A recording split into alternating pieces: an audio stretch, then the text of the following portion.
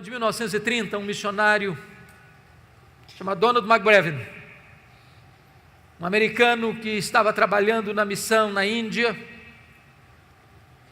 foi inquietado por uma pergunta: por que algumas igrejas crescem e outras não? E para responder essa pergunta, ele deixou o seu trabalho administrativo e percorreu vários países e continentes, fazendo essa mesma pergunta, examinando tantas igrejas.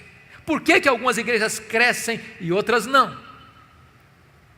Este homem visionário chegou ao ponto de criar um instituto de crescimento de igreja em Oregon, nos Estados Unidos. E ele é tão apaixonado pelo tema que ele começou o instituto com apenas um aluno. E esse aluno nem americano era um boliviano. Mais tarde, 1965, o seminário de Fuller, na Califórnia, convidou-o para vir e abriu ali o que nós chamamos de um Instituto de Crescimento de Igreja. E Donald McBrevin foi um homem tão importante na sua época que ele foi considerado o mais importante missiólogo do século XX. Até porque a igreja naquele tempo estava enfrentando dois graves problemas: liberalismo de um lado e o seu filho legítimo, que é ecumenismo.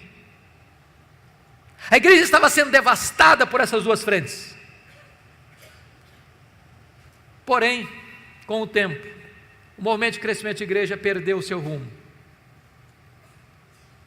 Veio Peter Wagner, outros mais, e de repente começa a se buscar o crescimento da igreja por técnicas pragmáticas, a ponto de David Ebb fazer uma pesquisa em mais de 100 teses e dissertações do movimento de crescimento de igreja, do seminário de Fuller, e encontrar pouquíssima ênfase na oração e na pregação como elementos que devam levar a igreja a um crescimento saudável.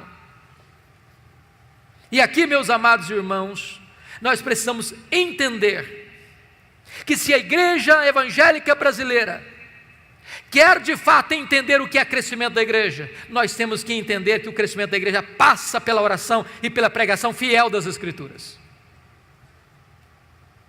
Tom Rainer fez uma das mais exaustivas pesquisas sobre crescimento de igreja nos Estados Unidos, com 576 igrejas batistas da Convenção do Sul, talvez a mais detalhada e exaustiva pesquisa sobre o assunto, e ele chegou a uma conclusão magnífica: que de igrejas entre 100 membros a 10 mil membros, na pesquisa, o que foi identificado é que o que levou essas igrejas a um crescimento saudável foi pregação e oração.